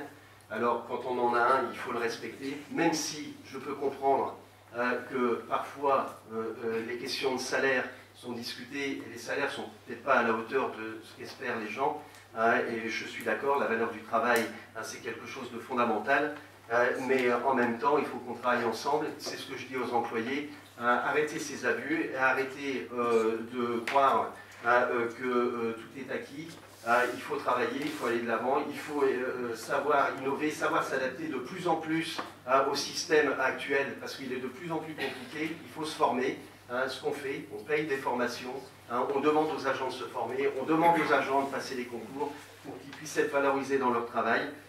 Mais pour ça, il faut qu'ils aient conscience qu'ils ont des devoirs, parce qu'encore une fois, je crois que les droits, on les respecte véritablement, encore une fois, de bonne manière. Voilà, c'était simplement le petit bout. Très bien, merci pour cette présentation de cette délibération. Qui demande la parole? Madame Isabelle Jalin. Merci, Monsieur le maire. Monsieur le maire, mes chers collègues, je profite de cette occasion pour évoquer le bilan social intéressant et révélateur présenté ce soir en conseil municipal. Tout d'abord, nous remercions les services municipaux pour l'élaboration et la diffusion de ce document. Ce bilan social nous donne une cartographie précise sur l'état des services municipaux. J'aimerais souligner 3 points. Tout d'abord, concernant la pyramide des âges, 50% ont plus de 50 ans, démontrant l'urgence aujourd'hui de mettre en place une gestion prévisionnelle des effectifs à court et à moyen terme, et une gestion également des compétences. Chacun ici connaît notre volonté et notre attachement à voir développer le recours à l'apprentissage dans les différents services de la ville, en fonction des besoins. C'est un des moyens pour préparer demain les services de la ville de Marly. Aujourd'hui, la ville n'est pas au rendez-vous à ce sujet et nous le regrettons réellement. Le deuxième point que j'aimerais souligner également, ce sont les crédits de la ville consacrés à la formation des agents municipaux. En effet, la part de la masse salariale consacrée à la formation pour un effectif de 20 salariés et plus doit être environ de 1,6 à 2%. Or, pour notre commune, les chiffres sont décevants en formation continue des salariés, traduisant que la politique de la gestion des compétences ne paraît pas être une réelle priorité. Et enfin, le troisième point que j'aimerais souligner, concerne le nombre de jours d'arrêt par agent. Ce seul chiffre, 36,3 évoqué, est beaucoup trop simpliste pour nous. Il convient au préalable de retirer les congés pour longue maladie, les congés maternité, et dans un second temps d'analyser les causes de ces arrêts maladie, en vue de définir un plan d'action précis, préventif et curatif. Voilà les 3 points que je voulais soulever dans le bilan social, Monsieur le maire. Je vous remercie pour votre écoute. Y a-t-il d'autres demandes d'intervention? Alors, Monsieur Jérôme, excusez-moi, Monsieur Verfailly, Jean Noël. Vous oubliez la deuxième opposition. Alors, je vais faire comme tout le monde, du coup, je vais parler du bilan social et pas du tableau des effectifs. Alors, forcément, la pyramide des âges, c'est frappant, mais ça, je veux dire, je pense qu'on en a conscience chaque année quand on discute du bilan social. Après, peut-être qu'il faut en avoir conscience aussi les autres jours de l'année et mettre en place une GPC, justement, pour que la commune puisse faire face aux profondes mutations qui sont attendues dans les prochaines années sur son personnel. Ça paraît quand même vraiment nécessaire de le faire. Sur le taux d'absentéisme, c'est quand même des chiffres qui sont incroyables. Si on prend le taux d'absentéisme global qui est supérieur à 10%, ça veut dire que chaque jour, la commune tourne avec 90% de son personnel. Il y a 10% du personnel de la commune qui ne travaille pas chaque jour. C'est quand même des chiffres qui sont à prendre en compte et qui sont vraiment extrêmement marquants. Alors, bien sûr, on est au-delà des raisons classiques, accident du travail, congé maternité, ce genre de choses. Donc, il ne faut pas se voiler la face, il faut aller chercher les raisons de cet absentéisme. Vous ne voulez pas remettre en cause le management, soit. Donc, si ce n'est pas les responsables de pôle qui sont responsables de ça, ça veut dire qu'il faut aller chercher plus haut dans la hiérarchie les responsables du mal-être au travail qui conduit les agents à ne pas venir au travail chaque matin. Et ça, c'est quand même quelque chose qui est vraiment inquiétant et je pense qu'il faut se pencher dessus plus sérieusement que simplement en nous remettant quelques diagrammes et en disant que c'est pas bien et qu'ils ont de la chance d'avoir un boulot pérenne parce que c'est pas en traversant la rue qu'on en a un. Donc je pense qu'il faut arrêter de rester sur des constats trop faciles sur nos agences et il y a un profond malaise dans les agents municipaux de la ville et il est temps de s'en occuper. Un autre point, c'est sur le CCAS, puisqu'on n'en a pas parlé dans le bilan. Il y a 0 agent de catégorie A au CCAS de Marly. Tous les partenaires institutionnels, région, département, pointent chaque année les problèmes qu'il y a dans les relations avec le CCAS de Marly, le fait que le personnel ne soit pas au niveau requis pour pouvoir orienter les gens qui viennent au CCAS pour chercher des solutions parce qu'ils en ont vraiment besoin, que c'est un public en détresse. Pareil, on disait qu'il n'y avait pas beaucoup, Mme Jalin disait qu'il n'y avait pas un budget de formation qui était exceptionnel. Pour le CCS, c'est encore mieux, 0 heure de formation sur les 4 agents qui étaient au CCS. Donc les partenaires vous disent le CCS de Marly, il faut faire attention, il n'est pas tout à fait à la hauteur de ce que les gens demandent. Et ce qu'on met en face, c'est 0 heure de formation pour les agents. Donc quand même là, à ce niveau-là, le but du CCS, c'est d'aider les gens, mais il faut bien que la mairie ou les responsables du CCS donnent les moyens aux agents pour pouvoir remplir leurs fonctions. Ça, c'est très grave. Je voudrais revenir aussi brièvement, puisqu'on est sur les discussions sur le personnel, sur une sorte de rumeur qui agite pas mal la ville en ce moment sur le fait que l'amicale du personnel rencontre des grandes difficultés. J'aimerais bien savoir l'état des choses, puisque d'un côté, en tant que municipalité, on leur verse une très grosse subvention qui les fait tourner. Et puis d'un autre côté, c'est des actions, des œuvres sociales au profit des salariés de notre ville. Donc s'il y a des vraies difficultés, je voudrais savoir si elles sont mises en péril ou pas. Et donc j'aimerais que vous puissiez soit m'éclairer, monsieur le maire, soit aller chercher un éclairage pour nous pour le prochain conseil municipal. Madame Marie-Thérèse Ouret-Le Drôle. Oui, monsieur Verfailly, je ne suis pas quand même d'accord avec vous par rapport au CCAS, parce que premièrement, il y a eu des formations, il y a des agents qui sont partis en formation, il y a des agents qui préparent en ce moment des concours. Hein? Et puis aussi, je voudrais vous dire que même quand le département nous a téléphoné, par exemple, cet été, en nous demandant un dossier pour une semaine plus tard. Malgré tout, le dossier a été préparé et envoyé.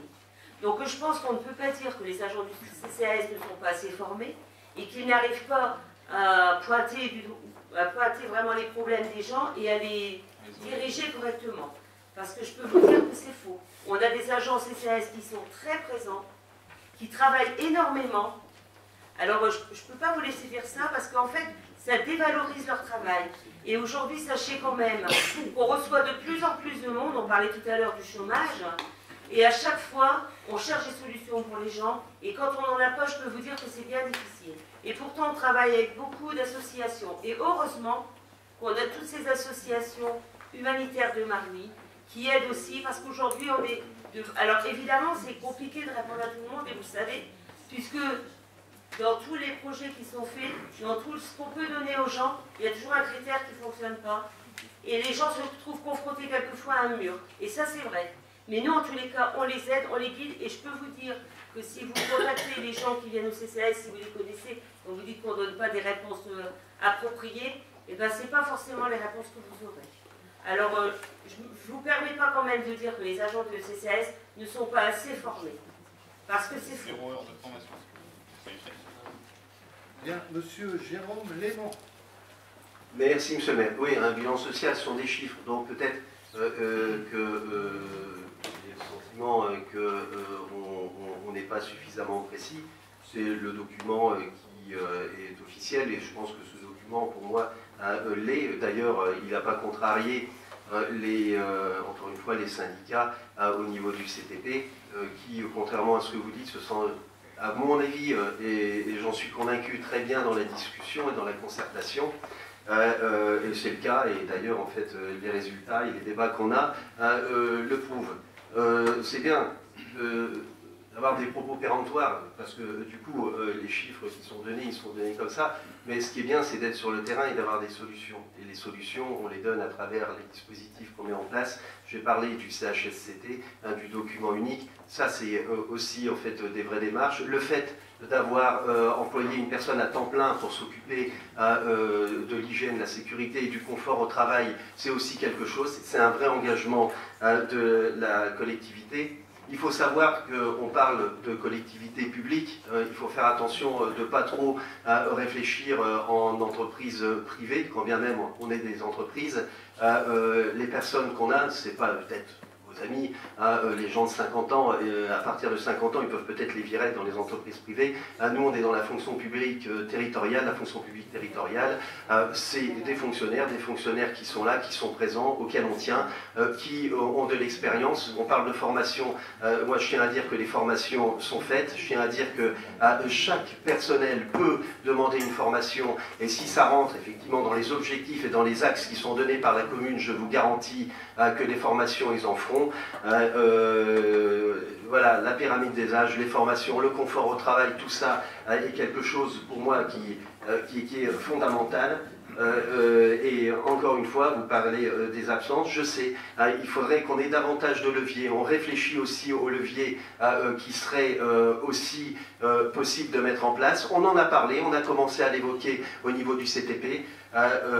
Oui, mais une chose est certaine, c'est qu'on a beau dire, on peut dire c'est 0,6, les gens se sentent pas bien. Il faut aussi faire attention. Et nous, on n'est pas dans l'affect, il faut faire attention de ne pas être dans l'affect. Et moi, quelles que soient les personnes, quelle que soit leur position extérieure, politique, etc., je me fous complètement. Moi, ce qui m'intéresse, c'est que les gens rendent service à la collectivité dans l'intérêt des habitants, et l'affect, et les 2-3 personnes, effectivement, qui viennent voir les uns et les autres pour leur dire qu'ils ne sont pas contents parce que tel responsable n'a pas été gentil et tel responsable lui demande de changer d'orientation. Moi, je suis désolé, en fait, j'écoute les responsables qui sont de catégorie A, de catégorie A ou B, quand on a de l'expérience, il faut l'apporter à la collectivité. Je trouve que là, pour le coup, vous êtes très à cheval sur cette forme de hiérarchie. Pas moi. moi, quelqu'un effectivement qui est catégorisé et qui est capable d'avoir une réflexion intéressante pour la commune, c'est important. Oui, il faut des gens, oui, il faut des personnes qui sont formées, oui, il faut des responsables aussi qui sont catégorie A, B ou C, parce qu'on peut être responsable quand on est catégorie C. Voilà, donc je trouve que ces propos ne sont pas en phase avec les réalités de terrain. On les connaît, nous, les réalités, d'ailleurs, je ne les cache pas. Je suis transparent par rapport à ça. Et c'est pour ça, et c'est parce qu'on est transparent, qu'on a la plus de facilité de trouver des solutions. Quand bien même, c'est pas facile. Voilà. Monsieur le maire, monsieur le maire, je vais vous demander, je vais vraiment être impoli cette fois-ci. Vous voulez vraiment pas qu'il y ait un débat dans ce conseil municipal? Si, monsieur le maire, quand il y a une intervention du groupe socialiste, il y a toujours quelque chose qui gêne et vous voulez pas que j'annule. Non. Si, moi, simplement, madame Jeannin, elle a apporté un élément, madame la première adjointe a apporté un élément, monsieur Verfailly a apporté un élément. Je vais ajouter au niveau du groupe socialiste un autre élément d'appréciation. Je vais faire attention parce que il y a des choses que me dit M. Verfailly qui me semblent sensées. C'est pas pour autant que le groupe socialiste s'approche de la droite. Hein. Ça peut faire rassurer certains. Moi, l'histoire, je la connais, mais la couleur rouge que je porte, c'est parce qu'il y a les roses socialistes, elles sont rouges, et il y en a qui sont roses. D'accord? Je ne suis pas au bord de la droite. Simplement, je vais vous dire que parler de mal-être dans une collectivité, il n'y a pas de honte. Moi, je connais plein de collectivités, y compris le département, une autre collectivité, dont je ne donnerai pas, mais où je travaille, il y avait un mal-être. Le président de cette grande collectivité a décidé de mettre un audit, une étude CECAFI, pour diagnostiquer pourquoi il y avait autant d'arrêts de travail. Est-ce qu'on doit dire autant que ce président de cette grosse collectivité manque de courage ou en train de traiter mal ses salariés? Non, il a pris une disposition parce qu'il était interpellé par toutes les voies, presse, etc., et syndicats, qui avaient un mal-être. Donc dire que peut-être il y a un mal-être, bien sûr il y en a toujours des abus. Il y en a des abus dans le secteur privé comme dans le secteur public. Je suis fonctionnaire territorial et j'y crois dans le service public. Et je sais que à la mairie, il y a du personnel qui y croit. C'est pas ça la question. La question qu'on pose, et les études, l'analyse que vous avez présentée, monsieur le maire, nous vous en remercions, elle est riche. Quand on parle de pyramide des âges, c'est constater que ça vieillit. Pour faire sourire, je pense pas que 50 ans on est vieux. Hein. Parce que si vous me dites qu'à 50 ans on est vieux, alors là, on est mal parti. Mais dire qu'elle vieillit, c'est un fait. Qu'est-ce qu'on fait après? Est-ce qu'on recrute? Est-ce que la solution c'est de dire je prends 12 postes et j'ai 12 départs en retraite, je les ferme? C'est pas la solution parce qu'à un moment donné, comment on rend le service public? C'est de dire oh, je reprends et donc je prépare l'avenir. Et les contrats d'apprentissage, l'alternance, le contrat pro, c'est une solution. Il y a bien, l'université est plein, je suis désolée Jérôme, tu soupires, mais c'est ça. L'université est plein, les écoles d'ingénieurs sont pleins de jeunes qui sont en alternance et qui travaillent dans les collectivités. La ville de Valenciennes en est plein, si tu veux, demain matin on y va ensemble. Le département en est plein, la région en est plein. Premièrement, la remarque qu'a fait M. Verfailly sur le CCAS. Moi je suis un manager, je regarde les compétences et pas les grades. C'est pas le grade, je pense que là, il y a une question. C'est pas là. La question, elle est de savoir si, au CCAS, nous avons toutes les compétences, madame la première adjointe. Le travail qui est fait au CCAS, on le sait, mais il n'est pas suffisant pour travailler et déposer des dossiers au niveau de chantier d'insertion, au niveau des fonds européens sur l'insertion par l'économie. Parce que c'est ça, je pense, qu'il pense, M. Verfailly, puisqu'il est conseiller départemental, il le connaît, c'est avoir des gens qui sont capables dans l'ingénierie et dans l'accompagnement social. Et ce qui est fait au CCAS, nous ne doutons pas qu'il est fait avec une volonté réelle. J'ai été membre du CCAS, je sais ce que c'est, mais il manque un cadre A. Et le dire, c'est pas dire que c'est bon à rien ce qu'ils sont aujourd'hui. Ce sont des gens compétents, mais il nous faut une personne supplémentaire parce qu'on a besoin de cette personne au niveau qui est cadre A, qui est de la filière sociale. Enfin, vraiment, aujourd'hui, on fait un procès d'intention simplement parce qu'il y a une position prise par un groupe socialiste. M. Verfailly a donné un autre élément, et parce que l'on pointe un dysfonctionnement, ça devient mais une polémique pas possible. Je suis désolée, mais se remettre en question, c'est aussi une forme d'intelligence, et c'est ça le courage politique. Merci de m'avoir écouté. Mais je pense, chère Rita, quand on invite à débattre, il faut aussi accepter que dans le débat, il y a plusieurs parties concernées, et savoir aussi accepter et écouter toutes les parties. Je ne fais que ça, monsieur le maire. Alors, concernant le plan de formation pour mémoire, il y a un plan de formation complet qui est établi ici par les ressources humaines, dont je veux saluer le rôle joué par toutes les intéressées, notamment en vue de favoriser, comme on dit, la place de nos services sous la responsabilité de notre DGS. Et deuxièmement, ce plan de formation existant depuis 2017 est ouvert à tous les agents. Et il est obligatoire. Tous les agents, par ailleurs, ont une formation au premier secours. Je pense aux techniques et à tout le service enfance-jeunesse. Je rappelle qu'en ce qui nous concerne, on a eu l'occasion de promouvoir 111 personnes ces derniers temps, ce qui n'est pas secondaire. Quatrièmement, je veux aussi rappeler que la formation est sur des chiffres à l'appui. En 2017, il y a eu 304 journées de formation qui ont concerné 66 agents, contre 246 journées de formation qui ont concerné 57 agents en 2015. Je ne donne que ces deux chiffres. Et là, j'inviterai qu'on aille vers une analyse approfondie pour un prochain conseil où notre collègue adjoint au personnel, et je lui ai donné une seconde fois la parole parce qu'il est adjoint au personnel. Tout cela pour dire on donne la parole à Jérôme Léman une deuxième fois. Mais je pense que le débat, c'est ça. C'est que l'intéressé qui a ses missions et la possibilité, c'est une question de logique, de pouvoir quand même répondre aux diverses questions posées. Alors sur ce, j'en ai terminé sur ces aspects. Il y a une autre question qui a été posée.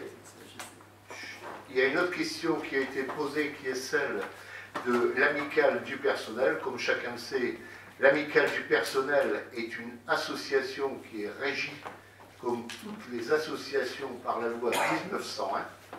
Elle est donc rigoureusement indépendante de toute organisation, qu'elle soit politique, professionnelle, syndicale ou autre. Je n'ai donc pas à m'exprimer en tant que maire ou encore au nom de la municipalité sur ce sujet.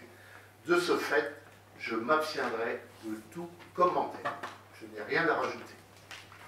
Et je propose que nous passions maintenant aux voix concernant cette délibération.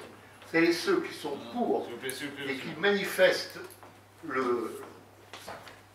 sur cette délib, notamment des effectifs, hein, eh bien le manifeste en levant la main. Avis favorable. Avis contraire. Abstention. Je n'en vois pas. Et nous passons ensuite avec la fixation du nombre de représentants au CHSCT. À vous, monsieur Léman. Vous tenez la parole. Merci, la monsieur le maire. tribune.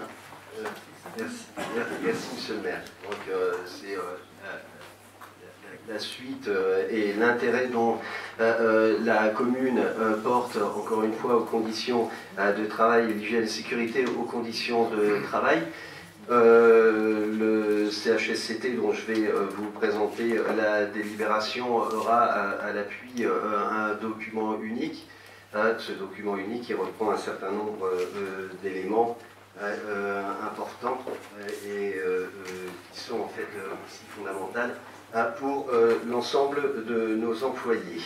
Voilà, donc vu la loi 84-53 du 26 janvier 84 portant dispositions statutaires relatives à la fonction publique territoriale et notamment ses articles 32, 33 et 33-1, vu le décret 85-565 du 30 mai 1985 relatif au comité technique des collectivités territoriales et de leur établissement public et notamment ses articles 1, 2, 4, 8 et 26, vu l'avis favorable du comité technique en date du 26 juin 2018, considérant les effectifs d'agents titulaires, stagiaires, non titulaires et contrats aidés au 1er janvier 2018, soit commune 268 agents, CCAS 4 agents. Considérant que l'effectif apprécié au 1er janvier 2018 sert à déterminer le nombre de représentants titulaires du personnel, ce dernier est donc compris entre 3 et 10 pour le comité d'hygiène, de sécurité et des conditions de travail. Il est proposé au conseil municipal de fixer le nombre de représentants titulaires du personnel à 5 et en nombre égal le nombre de représentants suppléants. De décider le maintien du paritarisme numérique en fixant un nombre de représentants de l'administration égal à celui des représentants du personnel titulaire et suppléant, et de décider du recueil par le comité d'hygiène, de sécurité et des conditions de travail de l'avis des représentants de la collectivité en relevant. Vous avez terminé, monsieur Léman ? J'ai terminé, monsieur le maire. Qui demande la parole sur cette délibération? Monsieur Jean-Noël Verfeil. Et alors, je ne vais encore pas parler de cette délibération, parce que vous laissez Monsieur Léman répondre, mais moi je voulais simplement lui répondre également. C'est aussi l'intérêt d'un débat municipal. Alors, parce que Monsieur Léman, tout à l'heure, quand on parle du personnel, il monte sur ses grands chevaux, il nous explique que c'est un homme de terrain, alors que nous, pas du tout, et qu'on n'y connaît rien, et qu'il n'y a que lui qui peut trouver des solutions. Mais année après année, quand on regarde le bilan qui nous est présenté, la pyramide des âges, elle est toujours aussi déséquilibrée et ça s'empire, et l'absentéisme, ça ne s'améliore pas non plus. Donc je veux bien que ce soit le seul habilité à trouver des solutions correctes, mais en tout cas, ça ne transparaît pas réellement dans le bilan qui nous est présenté. Première chose.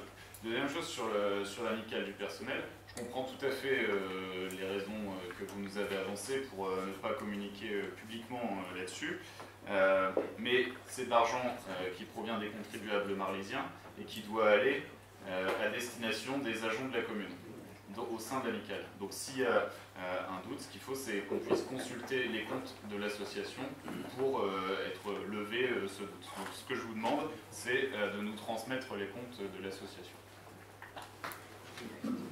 Monsieur Verfeil, je dois préciser pour notre assemblée que quand il y a une question, elle nécessite d'être posée 3 jours avant, afin de permettre au service de pouvoir répondre. Là, nous n'avons eu aucune question posée. Deuxièmement, je rappelle qu'il s'agit d'une association qui est régie par la loi de 1901, sur lesquelles je n'ai pas à m'exprimer. Enfin, c'est faux. Mon propos est terminé.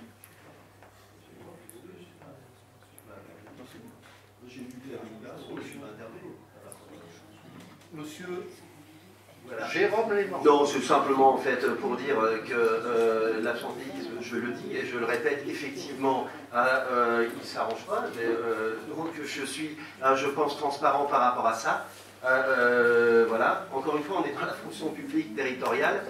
Nous avons un certain nombre d'employés. Nous sommes, je pense, au taquet au niveau du nombre d'employés titulaires. Et les employés titulaires, oui, ils vieillissent. Donc vous dites que la pyramide est de plus en plus déséquilibrée, ben ouais, mais je n'ai pas le pouvoir d'arrêter le temps. Et puis je ne pense pas que je suis plus intelligent en fait que les autres. Et je pense que si vous voulez donner des solutions, venez, on va en parler, il n'y a aucun souci. Je vous invite à ce qu'on en discute et que vous me donniez vos solutions. Et si elles sont bonnes, on les inclura immédiatement. Madame Canas a essayé de vous en faire part. On a quand même ainsi à fois un Bien, alors je propose que l'on passe aux voix. Alors concernant notamment la délibération qui se rapporte au CHSCT, celles et ceux qui sont pour le manifeste en levant la main. Avis contraire, abstention, je vous remercie. Et nous passons ensuite avec M. Bernard Évard pour une délibération qui rentre dans le cadre d'une renonciation à la servitude revend la parcelle cadastrée section B 5922 rue Mozart appartenant à M. Delorme. À vous, M. Évrard. Merci, M. le maire. Le 21 décembre 2006, le conseil municipal s'est prononcé favorablement sur la cession à M. Lamoris de la parcelle communale cadastrée B5922, située à cette époque rue des Sources, sans préciser le montant de la transaction, mais en indiquant uniquement que celle-ci serait réalisée au prix exprimé par les services des domaines. Dans son avis du 19 décembre 2006, les services des domaines a cependant estimé la valeur de ce terrain de deux manières différentes. Soit 2 000 € si la commune n'autorisait pas le raccordement au réseau public, soit 20 000 € si la commune autorisait ce raccordement au réseau. Bien que le conseil municipal ne se soit pas prononcé sur le prix de vente définitif de cette cession, Maître Hervieux a quand même établi l'acte de transfert de propriété au profit de M. Lamoris, domicilié à cette époque 37 rue des Sources au prix de 2 000 €, et a stipulé à cet acte que la commune et M. Lamoris avaient convenu de gréver ce terrain d'une servitude non édificandi, afin d'empêcher toute construction sur ce terrain, bien que cette servitude n'avait pas été validée par le conseil municipal. En mars 2017, Monsieur Lamoris a vendu l'ensemble de sa propriété, dont ce terrain cadastré B5922, à monsieur Xavier Delorme. Dans le cadre de cette vente, Maître Pantou a déposé une demande de certificat d'urbanisme en vue de savoir si ce terrain était constructible. Le certificat d'urbanisme a été délivré en mai 2017 et a confirmé que ce terrain, aujourd'hui situé rue Mozart, était constructible puisqu'il est situé en zone constructible au plus et qu'il est desservi par les réseaux publics. Monsieur Delorme étant toutefois dans l'impossibilité de déposer une demande de permis de construire en raison de cette servitude privée reprise à son titre de propriété, il nous a sollicité en vue de la lever, celle-ci n'ayant aucune utilité pour la commune. Il vous est donc proposé d'y renoncer et d'autoriser monsieur le maire à signer l'acte notarié de renonciation et de toutes pièces nécessaires à cet acte. Voilà, monsieur le maire. Merci, monsieur Évrard. Y a-t-il des demandes d'intervention sur cette délibération? Monsieur Alain Mamolo. Oui, je vais être court, très court. Alors, et puis je vais lire pour pas dire de... Non. Alors, le groupe des élus socialistes, je suis tenté de dire le nouveau groupe des élus socialistes, ne prendra pas part au vote à cette délibération. La situation exposée surprend et suscite de nombreuses interrogations. Les responsabilités sont multiples et à différents niveaux, chacun en conviendra à la lecture de la délibération. Nous souhaitons, nous socialistes, que cette servitude reste en l'état, comme il était prévu au départ, lorsque, en 2006 ou 2007, j'avais fait une pétition dans laquelle tous les riverains avaient signé cette pétition et où ils étaient d'accord pour que ce terrain reste espace vert. Voilà, monsieur le maire. Donc nous ne prenons pas part à ce vote. Nous prenons acte de votre décision. Y a-t-il d'autres demandes d'intervention? Non. D'opposition constructive? En matière d'urbanisme? Non. Pas de complément d'information? Pas de l'Assemblée municipale? Bien. Allez, je ferme la parenthèse. Celles et ceux qui sont pour le manifeste en levant la main. Avis contraire. Abstention. Alors, quels sont les noms? Monsieur Mamolo, Madame Canas, Madame Jalin. Allez doucement, allez doucement, allez doucement. Vous les connaissez de toute façon? Mademoiselle Rita Canas. Monsieur Mamolo, Monsieur Floquet, par confirmation, Madame Jalin, et Madame Legros et Monsieur Carnot et Marc Antonio. Voilà, donc 6. Donc 6 membres du groupe socialiste. C'est pour mettre les noms au conseil d'argent. Bien sûr. Et nous passons ensuite, après cette délibération, avec Jérôme Léman, pour 2 délibérations qui suivent. C'est l'approbation de la convention d'usage des conteneurs d'apport volontaire sur les territoires de la CABM. À vous, monsieur Léman, mon cher Jérôme. Merci, monsieur le maire. Donc, ces 4 dernières années, le parc de conteneurs d'apport volontaire pour la collecte des déchets ménagers a plus que doublé sur le territoire de la communauté d'agglomération. Il améliore l'aspect esthétique urbain en évitant le regroupement de bacs sur les trottoirs. C'est un mode de collecte en pleine expansion qui nécessite que les rôles de chaque partie pour leur bonne utilisation et leur entretien soient clairement définis. L'expérience de gestion de ces équipements a permis de définir de façon plus précise les responsabilités de chaque acteur, bailleur, commune, CABM.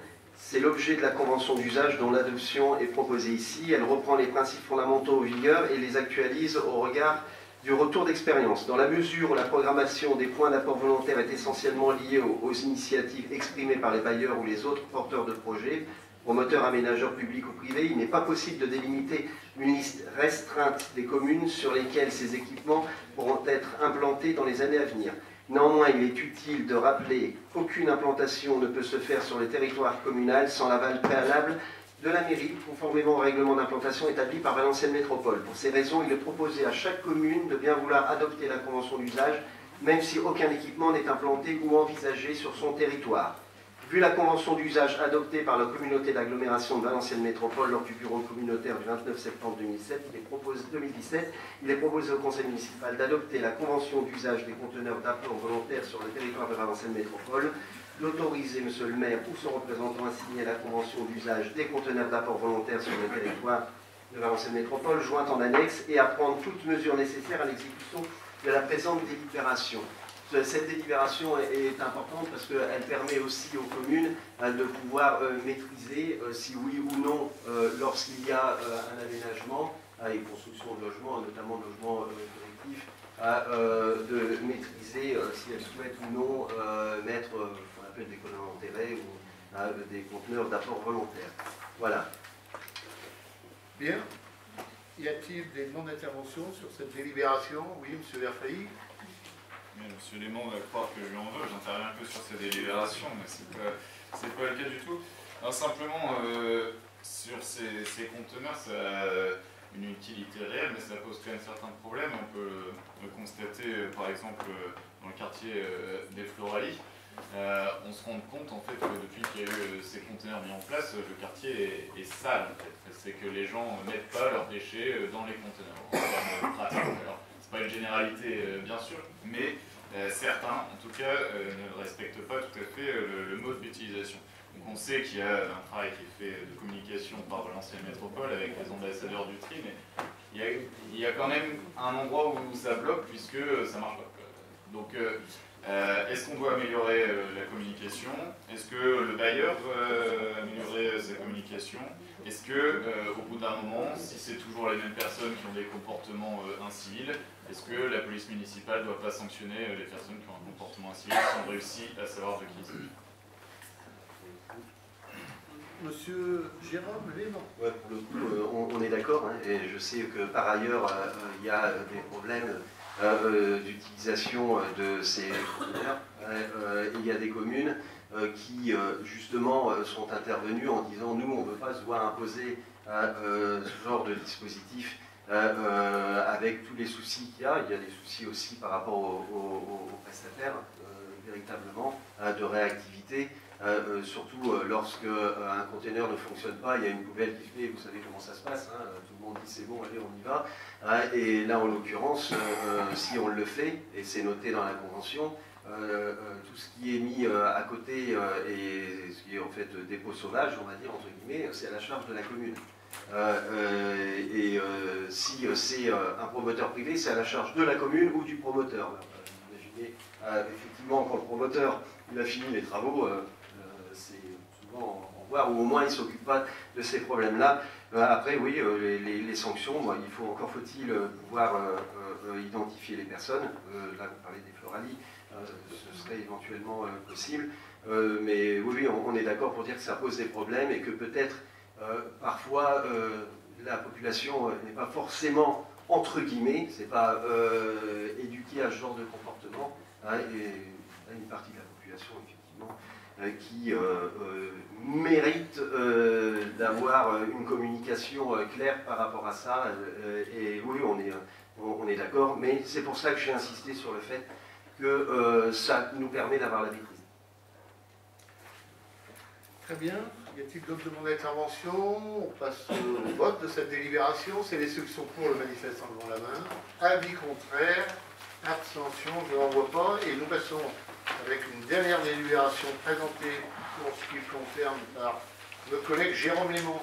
C'est la convention d'occupation du domaine public pour les infrastructures de recharge pour véhicules électriques et véhicules hybrides rechargeables.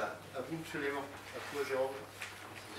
Considérant que l'État a fait du développement des véhicules décarbonés une priorité importante de sa politique de réduction des gaz à effet de serre et que le véhicule électrique constitue un maillon incontournable de cette stratégie, considérant que la communauté d'agglomération a souhaité contribuer à ce grand défi environnemental, social et économique pour la région et a adopté un programme d'implantation de bornes de recharge sur le domaine public des communes membres de l'intercommunalité, considérant que la communauté d'Agglo et la ville de Marly expriment donc leur volonté conjointe de promouvoir le développement de la mobilité électrique sur le territoire communautaire afin de répondre aux enjeux précités, considérant qu'à cet effet, la communauté d'Agglo souhaite implanter une borne de recharge pour véhicules électriques sur le domaine public communal à l'intersection des rues Barbara et du chemin latéral, considérant la nécessité pour la ville de Marly d'autoriser l'occupation du domaine public communal par la CAVM à titre gratuit, afin que celle-ci réalise les travaux d'implantation des bornes dans les conditions définies au projet de convention joint en annexe pour y exploiter le service public y afférent, considérant que l'installation, la maintenance et l'exploitation seront prises en charge par la communauté d'agglomération, il est proposé au conseil municipal d'autoriser la communauté d'agglomération à occuper le domaine public communal à l'intersection des rues Barbara et du chemin latéral, en vue de l'implantation et l'exploitation d'une infrastructure de recharge nécessaire à l'usage de véhicules électriques ou hybrides rechargeables. D'autoriser M. le maire ou son représentant à signer la convention d'occupation du domaine public communal avec la communauté d'agglomération et tout document complémentaire s'y rapportant. Y a-t-il des demandes d'intervention? Oui, M. Verfailly, à vous. Merci. Alors, bon, on va voter la convention, hein, mais quelques remarques quand même. D'abord, c'est les places qui vont être mises en place en termes pratico-pratiques. Ça va prendre 4 places de stationnement à un endroit qui en a déjà quasiment pas. On peut s'interroger d'ailleurs sur le fait de mettre une maison des associations à un endroit où il n'y a pas de stationnement, mais ça, c'est une réflexion qui aurait dû être menée il y a quelques années. Deuxième sujet, peut-être un peu plus de plus long terme, c'est que j'ai un peu peur que ce plan de développement pour les bornes électriques il soit un petit peu décalé des objectifs poursuivis. C'est-à-dire qu'au moment où on va installer ces bornes, au moment où ça pourrait servir, les progrès qui sont en train d'être réalisés dans le domaine des batteries feront qu'on n'utilisera pas de bornes de rechargement sur le domaine public. Et ces infrastructures ne me paraissent pas forcément nécessaires à long terme. On voit qu'on arrive sur des autonomies actuelles autour de 300-400 km, qu'en recherche ils sont déjà autour de 700 km, et donc il n'y a personne qui rechargera son véhicule comme ça sur l'espace public. Donc ça me paraît être un plan qui va coûter extrêmement cher à la collectivité et qui est un peu à contre-courant de l'évolution technologique. Monsieur Jérôme Léman. Alors, la deuxième question, effectivement, à long terme, oui, je pense que ce sera à long terme. Et moi, je crois aussi à la sensibilisation des gens, et c'est en mettant ces dispositifs, et c'est en permettant aux collectivités d'investir dans ces dispositifs qu'à un moment donné, on le vulgarise, on le met en fait sur... vous savez, on voit que les véhicules électriques sont chers, qu'il n'est pas facile, effectivement, qu'ils sont chers, et l'investissement des collectivités dans ces équipements permet, à un moment donné, c'est aussi notre rôle, permet à un moment donné de permettre aux entreprises et aux concessionnaires d'en construire davantage pour pouvoir ensuite baisser peut-être les tarifs au niveau du public. Et moi j'y crois vraiment, et je pense que ces bornes-là peuvent sensibiliser aussi les gens. Alors pour la place, on en avait discuté, c'est une question qui a été posée, par M. Châtelain. Il a eu la réponse, et vas-y. La réponse qui a été apportée, c'est le fait que, effectivement, ça ne vous a pas échappé que ce stationnement allait amputer de plusieurs places à un endroit stratégique tel que la maison des associations, mais dans le projet à venir du boulevard urbain, il y a un aménagement de places qui va être pris en charge justement dans cet aménagement global. Donc il y a des places de parking supplémentaires qui sont prévues dans le projet. Il y a aussi une notion de géographie, vous en avez là au centre-ville et une rue Barbara. Je pense que aussi sur ce plan-là, c'est important de pouvoir dispatcher un petit peu les équipements sur la commune. Bien. Bon, ben, je crois qu'on a saisi le fait que c'est de compétences intercommunales, c'est la compétence de la communauté d'agglomération Valenciennes Métropole. Et je pense que M. Verfailly, comme moi, et comme les membres de notre assemblée qui sont à l'aglo, je pense à Thérèse Daoui, je pense à Gilles Damassard, qui est excusé. Et bien on aura l'occasion d'intervenir pour demander à notre aglo de revoir sa copie ou de l'améliorer. Ceci étant, je pense qu'on ne peut que saluer cette politique qui est menée, hein, on ne peut que la soutenir, et en sachant, je le précise, pour ne pas inverser les rôles, que c'est l'AGLO qui a compétence en la matière. Et donc, on aura l'occasion d'évoquer ça auprès du président, je pense. Hein. Alors, celles et ceux qui sont pour le manifeste en levant la main sur cette délivre, avis contraire, abstention, je n'en vois pas. J'ai ensuite 3 délibérations à passer concernant les subventions. La municipalité a été sollicitée par la Compagnie des Archers afin d'obtenir une subvention exceptionnelle pour l'achat de matériel et l'organisation d'un tournoi qualificatif au championnat de France qui aura lieu les 24 et 25 novembre prochains. On vous propose de se retrouver sur une subvention de 400 €. Y a-t-il des demandes d'intervention? Celles et ceux qui sont pour le manifeste en levant la main. Avis contraire, abstention, je n'en vois pas. Subvention exceptionnelle 2018 pour le Billard Club. Alors là, c'est une subvention pour tenir notamment, et qui s'intègre dans le cadre de l'organisation de différents concours tout au long de l'année, dont le concours du maire, de la municipalité et le prix du président. Voilà, 300 €. Celles et ceux qui sont pour le manifeste en levant la main. Avis contraire. Et nous passons ensuite abstention, je n'en vois pas. Dernière subvention exceptionnelle, la pétanque de Marly, avec 300 € dans le cadre là aussi du concours de la municipalité et de son maire. 300 €. J'imagine qu'on va tous se retrouver sur cette dernière délibération qui va nous permettre de renforcer cette unanimité qui avance à grands pas. Celles et ceux qui sont pour le manifeste en levant la main, avis contraire, je n'en vois pas. Je vous invite à signer le registre des délibérations. Ne partez pas sans avoir accompli cet acte. Merci.